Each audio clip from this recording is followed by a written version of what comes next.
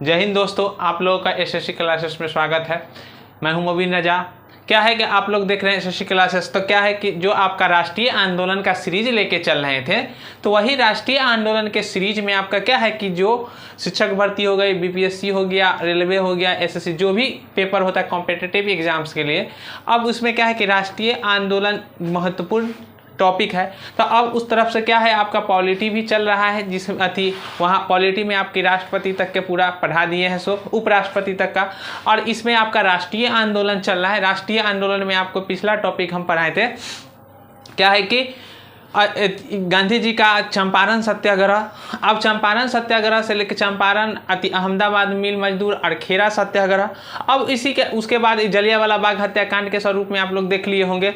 अब वही जलियांवाला बाग हत्याकांड के आगे अब देखेंगे कि खिलाफत आंदोलन, एकदम क्रमबद्ध और पूरा ऑथेंटिक, पूरा जिसे कि सभी इसमें है कंटेंट पूरा कंप्लीट है। आप कहीं से भी इसमें कोई भी एग्जाम दे रहे हैं, आपका एक भी क्वेश्चन नहीं बाहर जाने वाला है इससे। अब सर का क्या है कि इस पे अब इस चैनल पे आप बने रह सकते हैं कि अब साइंस का भी सर है, साइंस का भी वीडियो अपलोड हो रहा है सर के, और रीजनिंग का भी है, और यहाँ से आपका जीएस का जो हो गया, अभी हिस्ट्री और पॉलिटी चल रहा है, फिर करेंट का टॉपिक सब है, सो फिर करेंट अफेयर भी है। तो आप आराम से पूरी तैयारी कर सकते हैं और आप अपने लक्ष्य को बहुत जल्द से जल्द प्राप्त कर सकते हैं। तो आइए आप सीरीज चालू कर रहे हैं खिलाफत आंदोलन तक। कारण देखेंगे कि क्या है कि खिलाफत आंदोलन का कारण। तो खिलाफत आंदोलन सबसे पहले समझ ले कि खिलाफत आंदोलन था क्या। तो खिलाफत आंदोलन से पहले 1914 से 1918 ईस्वी में क्या हुआ था, प्रथम विश्व युद्ध हुआ। तो प्रथम विश्व युद्ध जान रहे हैं कि फर्स्ट वर्ल्ड वॉर। तो 1914 से 18 में क्या था कि जो ब्रिटेन था, तो ब्रिटेन के उपनिवेश रहते हैं तुर्की, जैसे कि भारत है उसी तरह से तुर्की भी जो रहता है वो भी ब्रिटेन का क्या रहता है, उपनिवेश रहता है। सो तो अब जैसे ही 1914 से 18 में जैसे कि प्रथम विश्व युद्ध में वो कहता है सहयोग करने के लिए, तो जैसे भारत सहयोग करते हैं, भारत सहयोग करने के बाद क्या कहता है कि कुछ रियायतें आपको अधिकार देंगे, लेकिन बाद में अधिकार के बदले क्या दे देता है, रॉलेट एक्ट कानून आ जाता है। जो पीछे पढ़ाए होंगे रॉलेट एक्ट, बिना अपील, बिना वकील, बिना दलील को किसी को भी संदेह के अधिकार पर अनिश्चित काल तक के क्या कर सकते थे, गिरफ्तार में अंदर रख सकते थे, जेल में। अब उसी तरह तुर्की में भी था, क्या कहा कि समर्थन का जैसे कि वो मित्र जो रहता है, जैसे तुर्की साम्राज्य वहां पे युद्ध होती रहती है दो में, एक रहता है मित्र राष्ट्र जैसे कि, तो अब मित्र राष्ट्र के खिलाफ तुर्की रहते हैं। तो तुर्की के जैसे ही क्या हो जाता है कि वहां पे तुर्की जब उस समय में जब हारता है तो मित्र राष्ट्र के द्वारा, जैसे कि फ्रांस हो गया, उसके बाद जैसे कि फ्रांस है, अमेरिका है, ब्रिटेन है, तो यह सब बहुत सारा भाग तुर्की के क्षेत्र को क्या कर लेता है, ले लेता है, और तुर्की की विभाजन कर दी जाती है। लेकिन वहाँ पे क्या रहता है कि वहाँ पे जैसे इसका मुख्य जो मुद्दाएं रहती है, वो मुख्य मुद्दा क्या रहता है कि तुर्की में जैसे कि मुस्लिम धर्म में सबसे सर्वोच्च पद जो क्या होता है, पैगंबर का पद। तो जानते होंगे कि सबसे लास्ट पैगंबर जो थे इस्लाम धर्म में वो मोहम्मद साहब थे। तो अब कहा कि जो मोहम्मद साहब जैसे ही उनके बाद कहें कि जो सबसे मुस्लिम धर्म को एकत्रित करके और मुस्लिम धर्म में क्या है आगे जो प्रचार प्रसार और मुस्लिम धर्म को संचालित करेंगे, उसमें सबसे बाद पैगंबर के बाद किसका पद दिया गया था, खलीफा का पद। तो वही खलीफा होते थे तुर्की में, जो खलीफा क्या करते थे कि पूरे पद तुर्की के जो खलीफा वो पूरे मुस्लिम जैसे कि धर्म हुआ, तो तुर्की क्या था, एक इस्लाम धर्म की मान्यता स्थान था, और वहां से जो खलीफाएं होती है थी वो पूरा जो दुनिया में जितने मुस्लिम संप्रदाय है वो पूरे को क्या करता था, एकत्रित और संचालित करने का काम करता था। तो ब्रिटेन की बहुत तुर्की के जो थे तो वही खलीफा का पता था, क्या था, ब्रिटेन जो था वो ब्रिटेन कैसे भारत में फूट डालो शासन करो की नीति थी। तो वहां पे ब्रिटेन देखा कि आज न तक कल जो खलीफा का पद है अब पूरा एकत्रित और संचालित ये कर रहा है मुस्लिम संप्रदाय में, तो आगे एक ऐसी आ जाएगी क्या कि यहां से ही ये क्या करेगा, पूरे देश को एक तरफ से कंट्रोल कर सकता है, जहां भी पूरा दुनिया में क्या है मुस्लिम संप्रदाय से। तो इसलिए एक ऐसा ना कर दिया जाए कि इसको अलग ही तोड़ दिया जाए। तो इसीलिए वहां पे क्या कर दिया गया था कि प्रथम विश्व युद्ध खत्म होने के बाद खलीफा का जो पद था वो खलीफा का पद समाप्त कर दिया गया। अब जैसे ही खलीफा का पद समाप्त कर दिया गया, तुर्की को विभाजन कर दी गई कि उसमें समय में क्या हुआ कि जैसे ही समाप्त होने के बाद जहां विश्व के पूरे मुस्लिम थे, भारत में भी थे, तब भारत के जो मुस्लिम लोग थे वो क्या करने लगे, ब्रिटेन का विरोध करना चालू कर दी। यही विरोध क्या हो गया कि वहां पे अब क्या इसको होने के लिए, तो अब जैसे ही पूरे अब वहां पे अलग, जैसे कि अलग हो गया और वहां पे तुर्की साम्राज्य के लिए अब ब्रिटेन को सब क्या करने लगा, विरोध जारी होगी पूरी दुनिया में। तो अब जाना कि पूरे दुनिया में वहां अब क्या है कि जो तुर्की का विभाजन कर दिया गया है, तो अब गांधी जी उसमें इंटर किए। तो गांधी जी समझ गए थे, गांधी जी से पहले अब गांधी जी का जैसे खिलाफत में आंदोलन होगा और खिलाफत के क्या करेंगे, अध्यक्षता गांधी जी करेंगे। तो अब गांधी जी के इसमें एंटर करने का मतलब था कि गांधी जी क्या थे कि इससे पहले 3 गो आप देख लिए होंगे, क्या देखे होंगे कि पहले चंपारण 1917, फिर अहमदाबाद मिल मजदूर 1918 और उसके बाद फिर देखे होंगे खेरा सत्याग्रह 1918। अब जैसे ही गांधी जी के तो अब किसान भी हो गए, मजदूर भी हो गया, तो अब भारत पे पूरा प्रभाव हो गया। अब सिर्फ भारत जब वो मास लीडर बन रहे हैं तो सिर्फ किनका समर्थन बाकी है, तो मुस्लिमों का समर्थन बाकी, क्योंकि मुस्लिम अभी उसी समय में अभी क्या है कि मुस्लिम लीग का संगठन हो गया है, अलग उसकी मुद्दाएं चल रही। तब अब गांधी जी तुरंत, पहले से ना कह दी कि गांधी जी दूरदृष्टिवादी था, तब गांधी जी तुरंत समझ गए कि क्या है कि जब तुर्की को विभाजन कर दिया गया है तो पूरे दुनिया का मुसलमान का क्या है, पवित्र खलीफा का पद है, और क्या है तुर्की को जैसे तोड़ा जा रहा था पूरा दुनिया से क्या आएगा, विरोध होगा ब्रिटेन को, और लास्ट में तुर्की का विभाजन रद्द करना होगा।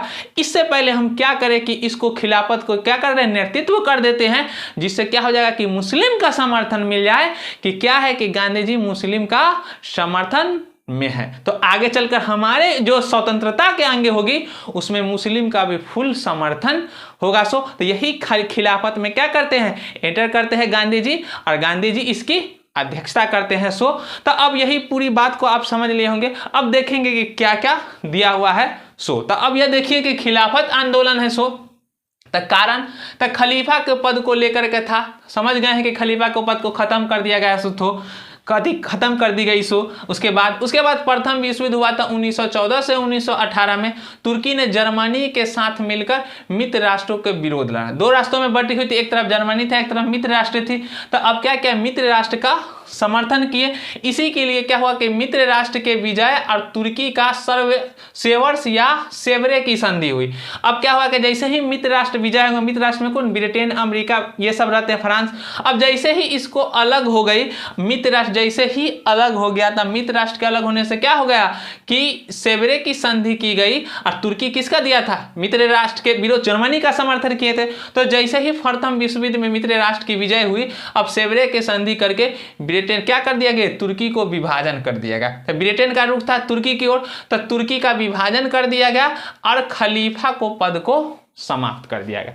यही था। उसका उद्देश्य क्या था, तो खलीफा का सर्वोच्चता एवं उसकी शक्ति को स्थापित करना था। क्या था कि मुख्य रूप से खिलाफत आंदोलन का उद्देश्य था कि खलीफा की सर्वोच्चता एवं उसकी शक्ति को मतलब कि जो उसकी सर्वोच्च पद है सबसे, जो उसकी शक्ति है उसको क्या करना, फिर से लागू करना। उसके बाद भारतीय मुसलमानों को तुर्की का ओटोमन साम्राज्य की रक्षा करना एवं खलीफा के पद को बनाए रखने हेतु आंदोलन शुरू कर दिया। कहा कि जो भारतीय मुसलमान थे, जैसे तुर्की में खलीफा का पद को समाप्त किया गया, उसी तरह से समाप्त करने के बाद क्या हो गया कि यहाँ पे भी विरोध चालू हो गया कि तुर्की को विभाजन रद्द कर दिया जाए और खलीफा की जो सर्वोच्च पद है उसको फिर से बहाल किया जाए। उसके बाद तुर्की साम्राज्य के बंटवारे के विरोध खलीफा के पक्ष में जनमत तैयार करना इनका उद्देश्य था कि अब खलीफा क्या है, एक जनमत पूरा समूह तैयार कर देना है। उसके बाद शौकत अली और मोहम्मद अली, क्या है कि जो इसके मुख्य रूप से अध्यक्षता किए थे वो खिलाफत आंदोलन के, वो कौन थे, शौकत अली और मोहम्मद अली, जिसमें मौलाना आज़ाद और अजमल खान और मुख्य रूप से और यह हसरत मोहानी के नेतृत्व में 1919 ईस्वी में खिलाफत कमेटी का गठन किया गया। अब यही क्या हुआ कि शौकत अली और मोहम्मद अली और इसके समर्थन थे, उन लोगों ने क्या किए, मिल करके और मुख्य रूप से 1919 ईस्वी में खिलाफत कमेटी का गठन किया गया। और नवंबर क्या हो गया कि नवंबर 1919 में दिल्ली के खिलाफत कमेटी का क्या कर दिया गया, अखिल भारतीय सम्मेलन का आयोजन किया गया। कब किया गया, नवंबर 1919 ईस्वी में। और इसी समय गांधी जी क्या बन गए, इसके अध्यक्ष बन गए। और क्या बने गांधी जी, खिलाफत के अध्यक्ष। हिंदू मुस्लिम एकता के बनाए रखने का सुनहरा अवसर माना। गांधी जी इसमें क्या किए, जैसे खिलाफत कमेटी बैठाई गई तो खिलाफत के अध्यक्षता के लिए मान गए। गांधी जी देखे कि एक सुनहरा मौका है कि इस समय में क्या कर रहा है कि खिलाफत कर रहा है, और हम जैसे ही समर्थन कर देते हैं तो हमारा क्या है कि हमारे जो भी स्वतंत्रता के मांगे वो ब्रिटेन के खिलाफ है, जिससे क्या हो सके कि हिंदू और मुस्लिम दोनों एक साथ सभी संप्रदाय आकर के उसका विरोध कर सके, जिससे क्या हो एक बड़ा जन समर्थन खड़ा हो सके।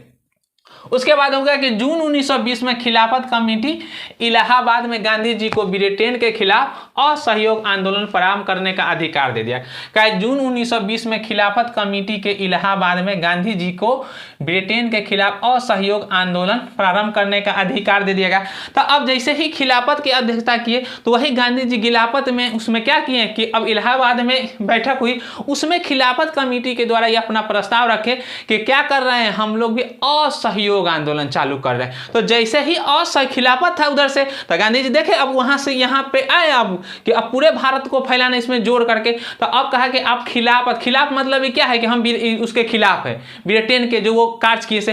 असहयोग मतलब भी क्या होगा कि हम सहयोग नहीं करें, ब्रिटेन की जो भी बाहरी वस्तु है उसको हम क्या करेंगे, बहिष्कार करेंगे। तो वही यहाँ पे गांधी जी क्या ब्रिटेन के खिलाफ असहयोग आंदोलन प्रारंभ करने का अधिकार दे दिया। नेतृत्वकर्ता कौन थे, गांधी जी थे ये आंदोलन का। उसके बाद है कि 1924 में यह आंदोलन समाप्त हो गया। कारण क्या था, कमाल पाशा ने तुर्की का पीएम द्वारा खलीफा के पद को समाप्त कर दिया गया। तो अब हुआ क्या था, जैसे ही खलीफा के पद, अब जैसे ही यहाँ पे हो रहा था विभाजन, तो इसको रद्द खलीफा के पद को समाप्त कर दी गई। तो 1924 में खुद खिलाफत आंदोलन समाप्त हो गया। तो अब वहाँ पे कहा गया कि चलिए कि आपका खलीफा का पद ही ना समाप्त कर दिया गया, और खलीफा के बदले में क्या हो जाएगा, पीएम का चुनाव होगा।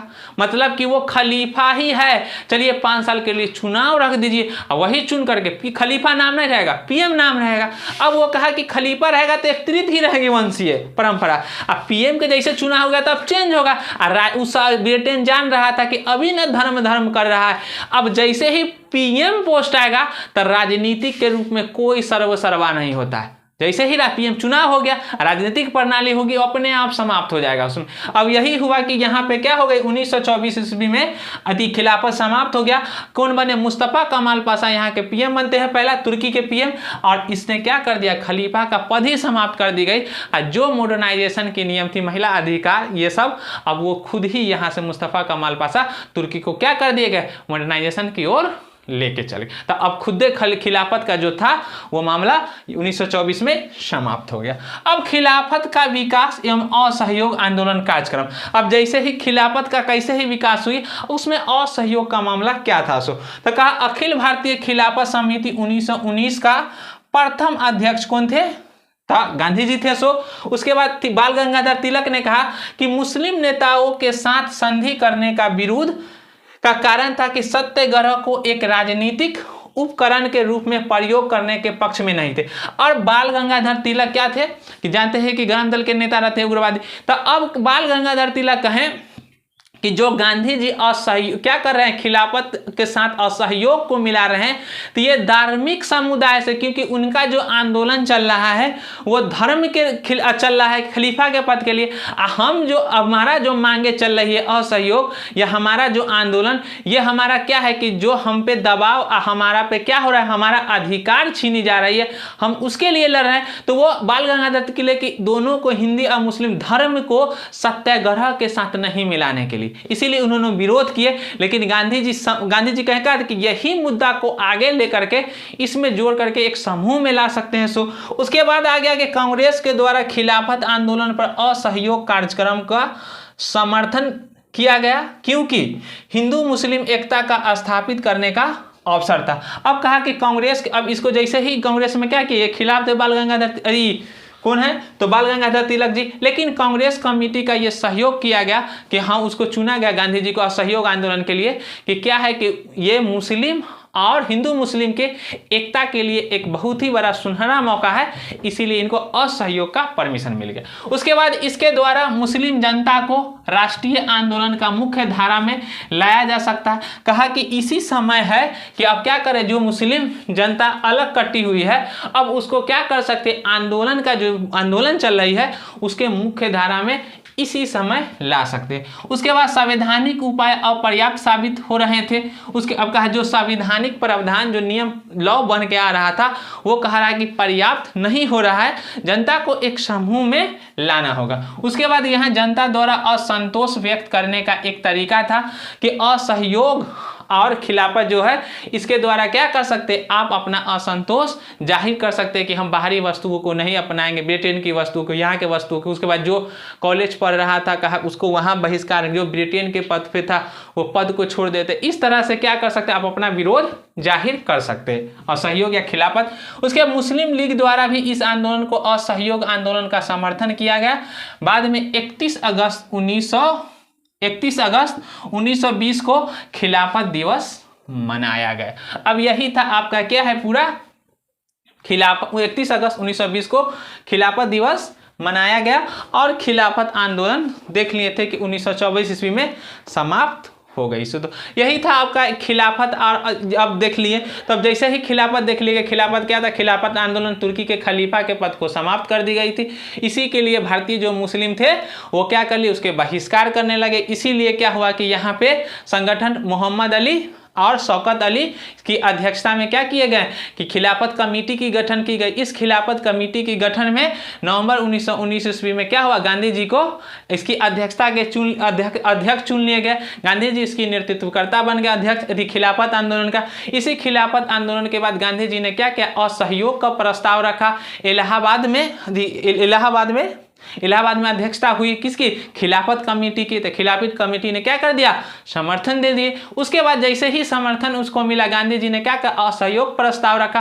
कांग्रेस ने असहयोग प्रस्ताव को पारित कर दी गई। उसके बाद क्या हुआ कि असहयोग प्रस्ताव को अब जैसे कांग्रेस के द्वारा अनुमति मिलने के बाद यहाँ पे बाल गंगाधर तिलक द्वारा क्या किए गए, इसका विरोध किए गए कि नहीं हम इसका समर्थन नहीं करते हैं, क्योंकि यह क्या है कि धर्म को सत्याग्रह के साथ जोड़ा जा रहा है। लेकिन कांग्रेस की समिति का कहना था कि नहीं, एक दूरदृष्टिवादिता और एक मुख्य बिंदु साबित होगी, क्योंकि यहाँ पे क्या है, मुस्लिम संप्रदाय को पहले बार आंदोलन के मुख्य धारा में जोड़ा जा सकता है। अब यहीं से क्या हो जाता है, असहयोग आंदोलन प्रारंभ हो जाता है। तो अब देखेंगे असहयोग आंदोलन 1920 से 22 तक के आपका असहयोग आंदोलन चलेगा। उसी के क्रम में असहयोग आंदोलन के क्रम में 1922 में 5 फरवरी 1922 ईस्वी को क्या हो जाएगा, चौरी चौरा हत्याकांड हो जाएगी, जिसमें 22 पुलिसकर्मियों को जिंदा जला दिया जाएगा। और थाने के साथ उसी के तहत क्या हो जाएगा कि यहाँ पे गांधी जी असहयोग को वापस ले लेंगे और स्वराज पार्टी का गठन हो जाएगा। तो आप क्या कर सकते हैं कि इसके एकदम तुरंत अब जैसे ही आगे सीरीज होगी,